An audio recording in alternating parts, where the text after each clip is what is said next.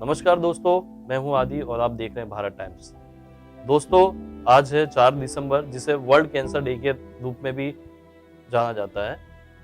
दोस्तों, आज हम बात करने जा रहे हैं सर्वाइकल कैंसर के बारे में, जिसे बच्चादानी का कैंसर भी कहा जाता है।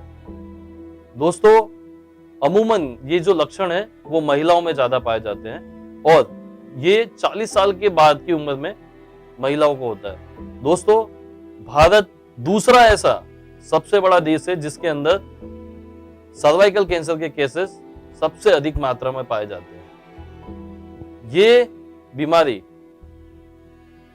अनियमित रक्तस्राव की वजह से, योनि के अनियमित रक्तस्राव की वजह से देखा जाता है। मतलब इसका इन्फेक्शन जब तक पूरी तरह से बिल्डअप नहीं होता है, तब तक इसके लक्षण ह्यूमन बॉडी में देखने को नहीं मिलते। आइए जानते हैं डॉक्टर सिमी कुमारी के थ्रू कि ये बीमारी किस तरह से महिलाओं में फैलता है और इसके लक्षण क्या है। मैं डॉक्टर सिमी कुमारी, महिला कैंसर रोग विशेषज्ञ। आज हम बात करते हैं सर्वाइकल कैंसर क्या है, या कैंसर ऑफ सर्विक्स क्या है, या बच्चेदानी का कैंसर क्या है। बच्चेदानी का एक पार्ट होता है जो हम औजार से देख भी सकते हैं, जिसको सर्विक्स कहते हैं या योनि।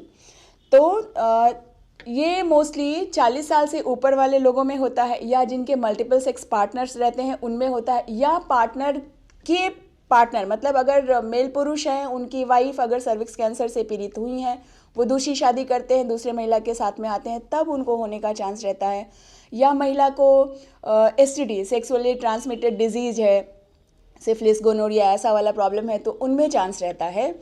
जो अपने हेल्थ का प्रॉपर ध्यान नहीं रखते, इन लोगों में ज़्यादा चांस रहता है। हमारे देश में सर्वाइकल कैंसर दूसरे नंबर पे आता है। सर्वाइकल कैंसर का रिस्क बढ़ता जा रहा है धीरे धीरे। इसके लिए रिस्पॉन्सिबल एक वायरस भी होता है, जिसको ह्यूमन पैपिलोमा वायरस कहते हैं। इसका 2 ग्रेड होता है जो मेजर तौर पे रिस्पॉन्सिबल होता है, 16, 18 और 11 ऐसा। तो अगर ये इससे बचाव चाहते हैं तो पहले तो हमारे रखरखाव में ध्यान रखना होगा। दूसरा होगा कि पार्टनर लिमिट करना होगा। अगर आप सेक्सुअली एक्सपोज हो रहे हैं तो कॉन्डम का यूज़ करना होगा।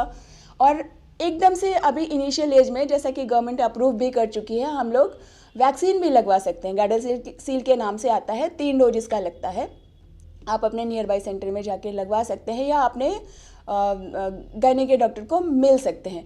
लक्षण क्या होता है, ये मोस्टली, जैसे मैंने बात किया पहले भी, ये मोस्टली पोस्ट मेनोपॉजल वुमेन, यानी वैसी महिला जिनका पीरियड सीज कर चुका है और अब आगे का लाइफ वो लीड कर रही है, तो उन लोगों में होता है। इसमें वो सडनली कंप्लेन करेंगी कि 6 महीना पीरियड रुकने के बाद फिर से मेरा पीरियड आना शुरू हो गया, या गंदा डिस्चार्ज आ रहा है, या इरेगुलर, कभी भी ऐसा ब्लीडिंग हो रहा है।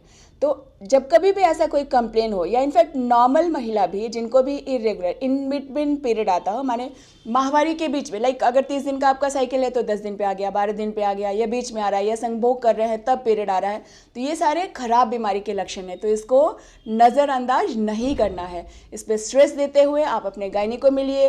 अगर आप गायनेकोलॉजिस्ट दूर नहीं जा सकते तो एटलीस्ट PHC जाइए, वहाँ सिस्टर को भी समझाया रहता है, वो एक बार कसको से देख के आपको बता सकती हैं।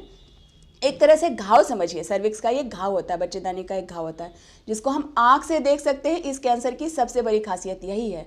बाकी सारे कैंसर्स के लिए अल्ट्रासाउंड करो, इमेजिंग करो, दुनिया भर का टेस्ट करो, ये सब का जरूरत होता है, लेकिन इस कैंसर को और ब्रेस्ट कैंसर को हम लोग हाथ से देख के डिटेक्ट कर सकते हैं और अपने जीवन को बचा सकते हैं। तो हमने बात कर ली सर्वाइकल कैंसर क्या है, कहाँ कहाँ रिस्क है, क्या क्या फीचर्स है, अब बचेंगे कैसे। तो बचने का उपाय है, अगर आप अर्ली स्टेज में जाइएगा, स्टेज 1, इसको 4 भाग में बांटा गया है। एकदम शुरू का स्टेज, थोड़ा सा बढ़ा हुआ स्टेज, थोड़ा ज़्यादा बढ़ा हुआ स्टेज, और बहुत बढ़ा हुआ स्टेज। बहुत बढ़े हुए स्टेज में आप कुछ नहीं कर सकते, आप सिर्फ मरीज को दर्द से बचा सकते हैं। Palliative care you can provide only. तीसरा स्टेज में सिकाई लगता है, दवाई चढ़ता है, बहुत कुछ हुआ, सिचुएशन सही हुआ तो ऑपरेट कर सकते हैं, क्योंकि हमारी जो पेशेंट्स होते हैं वो एल्डर एज ग्रुप होते हैं, तो मेडिकली फिट है नहीं फिट है ये डिपेंड करता है।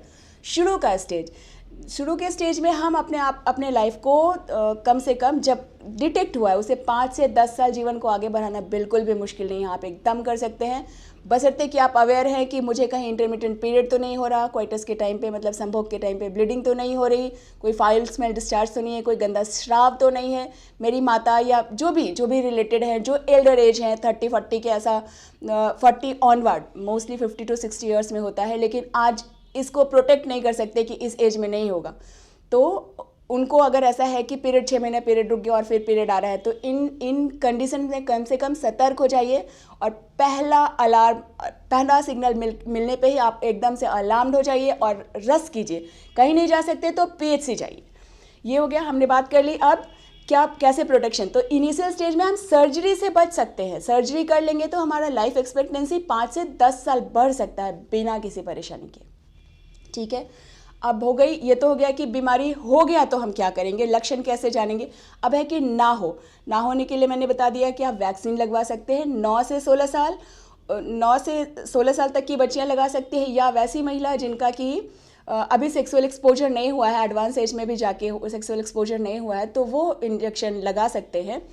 और दूसरा बात कि आप महिला जो भी जिनकी भी शादी हो गई हो, जिनका 3 साल का कांटेक्ट का हिस्ट्री हो, अगर शादी नहीं भी हुई हो 3 साल का कांटेक्ट का हिस्ट्री हो, जिनका उम्र 21 साल ऑनवर्ड हो रहा हो, उनको एटलीस्ट साल में एक बार अपने गायनेकोलॉजिस्ट को विजिट करना चाहिए, पैप स्मीयर टेस्ट करवा लेना चाहिए। वैलिडिटी 1 साल से ज़्यादा होता है, लेकिन मैं इसलिए जल्दी जाने बोल रही हूँ ताकि आप जल्दी अलार्म हो जाएंगे। थोड़ा इकोनॉमिक लोड है, लेकिन गवर्नमेंट भी इसको फैसिलिटेट करती है। सरकारी हॉस्पिटल में ऑब्वियसली है, साथ में आप अगर आप वहाँ भीड़ लगता है कि बहुत भीड़ है आप नहीं जा सकते, तो आप गवर्नमेंट को नहीं जा सकते तो प्राइवेट, कहीं भी जहाँ भी आपको अप्रोच मिलता हो आप जाइए और अपना एक बार सर्वाइकल एग्जामिनेशन और ब्रेस्ट एग्जामिनेशन करवाइए, पैप स्मीयर टेस्ट करवाइए। इसका advance version human papilloma HPV virus testing भी होता है, जो थोड़ा महंगा होता है, और पैप स्मीयर का ही एक और लिक्विड बेस्ड साइटोलॉजी होता है जो और थोड़ा एडवांस होता है, जो और अच्छा स्क्रीन करके देता है।